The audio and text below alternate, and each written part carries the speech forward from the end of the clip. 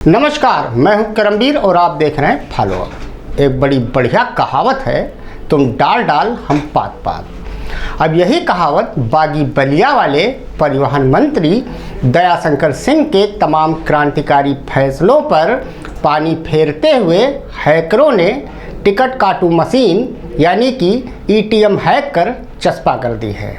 वैसे यूपी के सीएम योगी आदित्यनाथ भले ही सदन से लेकर कर्नाटक के चुनावी सभाओं में उत्तर प्रदेश के अपराधी और माफियाओं को मिट्टी में मिलाने का दम भर रहे हों, लेकिन उनके परिवहन निगम के ईटीएम यानी ऑल टाइम टिकट मशीन को हैकरों ने हैक कर लिया है और सरकार से बिना डरे 2 दिन में 40 करोड़ की फिरौती की मांग भी कर डाली है। ऐसा न करने पर फिरौती की रकम दुगनी यानी 80 करोड़ करने का ऐलान भी कर दिया है। अब ऐसे में मुश्किलें सरकार के सामने ये है कि केस यहाँ ना तो गाड़ी पलटने से सॉल्व हो सकता है, न ठोको नींद से।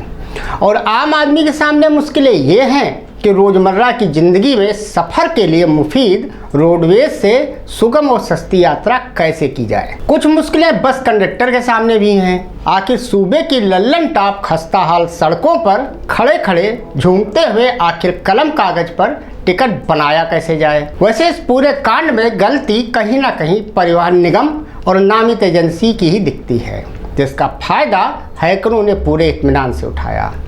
अब भले ही विभागीय मंत्री और सीएम योगी बड़े बड़े दावे कर रहे हों, लेकिन जनाब अब सिर्फ माफिया ही नहीं, हैकरों ने भी सरकार के नाक में दम कर दिया है, जिस पर बागी बलिया वाले मंत्री जी भी ज्यादा कुछ बोलने से बचते घूम रहे हैं। इसी मुद्दे पर और जानकारी देने के लिए हमसे जुड़ रहे हैं हमारे वरिष्ठ संवाददाता रवि गुप्ता। रवि जी, आपका बहुत बहुत स्वागत है फॉलोअप में।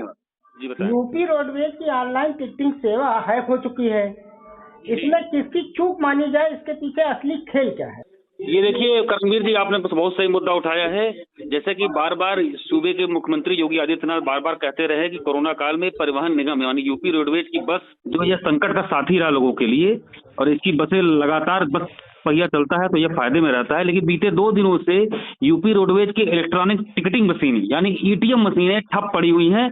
आज की डेट में यूपी रोडवेज के पास 11,388 ईटीएम मशीनें हैं जो पूरी तरह से ठप हैं, क्योंकि महाराष्ट्र की कंपनी को इसका टेंडर दिया गया था ईटीएम मशीन का, और वह जो महाराष्ट्र कंपनी है वह देख रेख ऑनलाइन मॉनिटरिंग नहीं कर पाई और वह 2 दिनों पहले हैक हो चुकी है।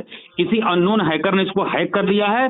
जहां तक जानकारी मुझे मिली है विश्वस्त सूत्रों से कि यह हैकर का अभी तक पता नहीं चल पाया है कि वह देसी है कि विदेशी है, पटना से कर रहा है कि सिंगापुर से कर रहा है कि अमेरिका से कर रहा है, कौन इसको हैक कर रहा है इसका अभी तक पता नहीं चला है।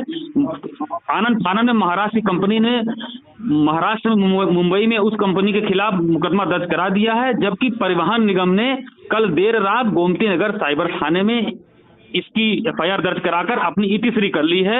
अब वह प्लान बी के लिए तैयार है, लेकिन उसको समझ में नहीं आ रहा है कि इस सेवा को कैसे बराबर लाया जाए। और वहीं दूसरी तरफ रोडवेज के जितने कंडक्टर हैं वह बिना ईटीएम मशीन के रूटों पर चलने के लिए तैयार नहीं हो रहे हैं। उनका कहना है इतना बड़ा घोटाला है, और चर्चा तो यह भी है कि जो अननोन हैकर है वह बिटकॉइन में लगभग 40 करोड़ रुपए की डिमांड कर रहा है कि अगर इतना पैसा नहीं दिया गया परिवहन निगम की या सूबे की सरकार की तरफ से तो वह डाटा को लीक कर देगा।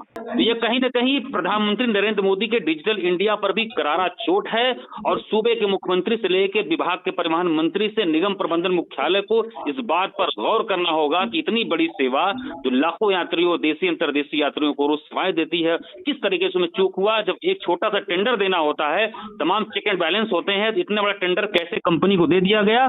और आपको यह भी जानकारी दे दूं, कुछ समय पहले इसी तरह की महाराष्ट्र की कंपनी ट्राइमैक्स ने भी फर्जीवाड़ा किया था ईटीएम मशीनों को लेकर रोडवेज को, और बहुत करारा चोट, आर्थिक चोट पहुंची थी। बहुत बहुत धन्यवाद रवि जी आपका। जी शुक्रिया। आइए समझने की कोशिश करते हैं कि आखिर एक हैकर से सरकारी साइट को छुड़ाने में इतना वक्त क्यों लग रहा है और हैकर्स के खिलाफ सरकार की क्या तैयारियां हैं। ताज़ा मामला यूपी रोडवेज की साइट का है।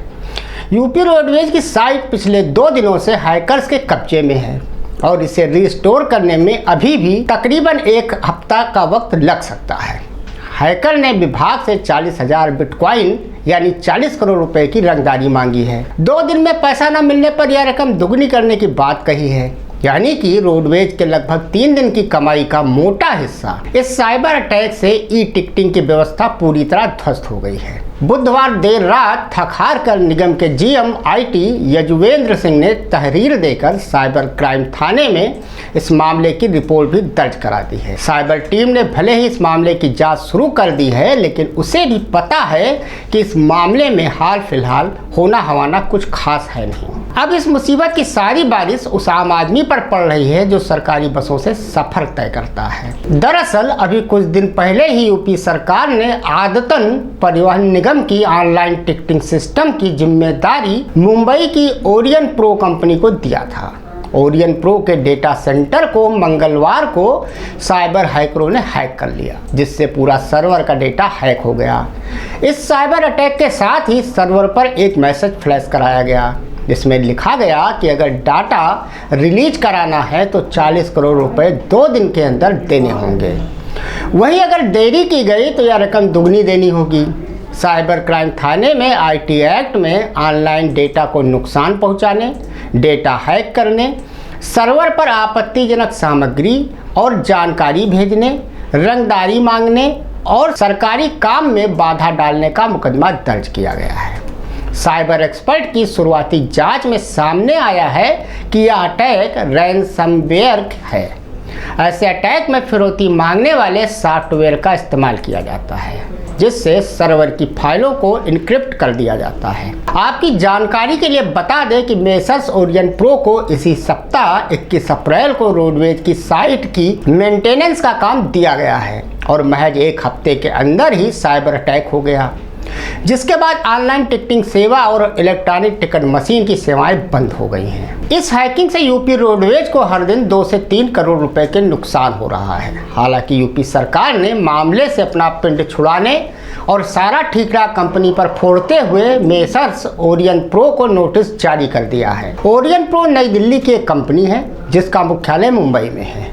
ये कंपनी गार्ड सिक्योरिटी से लेकर साइबर सिक्योरिटी तक की सेवाएं देती है। इस हैकिंग के बाद मुंबई में भी FIR दर्ज की गई है। अब आपको बताते हैं कि साइट रिस्टोर करने में इतना वक्त क्यों लग रहा है। आमतौर पर सभी कंपनियों के पास साइबर एक्सपर्ट होते हैं, जिन्हें डिफेंडर कहा जाता है। इनका काम साइट पर होने वाले साइबर अटैक को रोकना होता है। जब किसी थर्ड पार्टी कंपनी को किसी साइट के मेंटेनेंस का टेंडर दिया जाता है तो साइट की पूरी जिम्मेदारी उस कंपनी की ही होती है। ऐसे में इस हैकिंग से रोडवेज की साइट को फ्री कराने की जिम्मेदारी भी ओरियन प्रो की ही है। साइट को रिस्टोर करने में इसलिए भी ज़्यादा वक्त लगता है जब डाटा का बैकअप नहीं लिया गया होता है। सूत्रों के मुताबिक यूपी रोडवेज के मामले में भी ऐसा ही खेला हो गया है, क्योंकि अगर कंपनी के पास पहले से डाटा का बैकअप होता तो साइट को रिस्टोर करने में इतना वक्त नहीं लगता और हैकर को फिरौती भी नहीं देनी पड़ती। दूसरी मुसीबत परिवहन निगम के सामने अब यह है कि बसों में मैनुअल टिकट बनाने से परिचालक यानी कंडक्टर साहब लोग परेशान हैं। ऐसे में तमाम परिचालक बिना ATM के ड्यूटी पर ही जाने को तैयार नहीं हो रहे। अधिकारी उनकी मान मनोबल में जुटे पड़े हैं। बकौल परिवहन मंत्री दयाशंकर सिंह भी अब ये मानते हैं कि अगले 7 से 10 दिन में चरणवार सभी 20 क्षेत्रों और 115 डिपो में सब कुछ एलिजिबल हो पाएगा। वैसे भी अब मंत्री जी के सामने मानने के अलावा कोई चारा है भी नहीं, क्योंकि वो ज़्यादा कुछ जानने के चक्कर में पड़ते भी नहीं।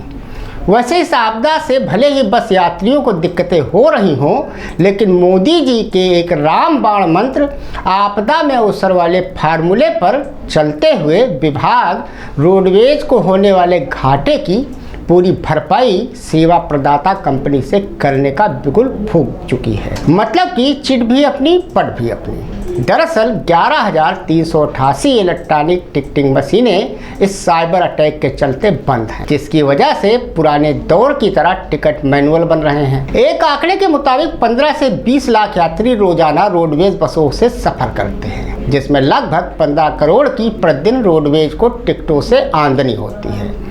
वैसे भले ही विश्वगुरु भारत के PM मोदी साइबर सिक्योरिटी और प्राइवेसी को लेकर लाख बातें कर लें, लेकिन सच्चाई ये है कि देश में आज भी साइबर हमलों से निपटने के लिए तैयार नहीं है।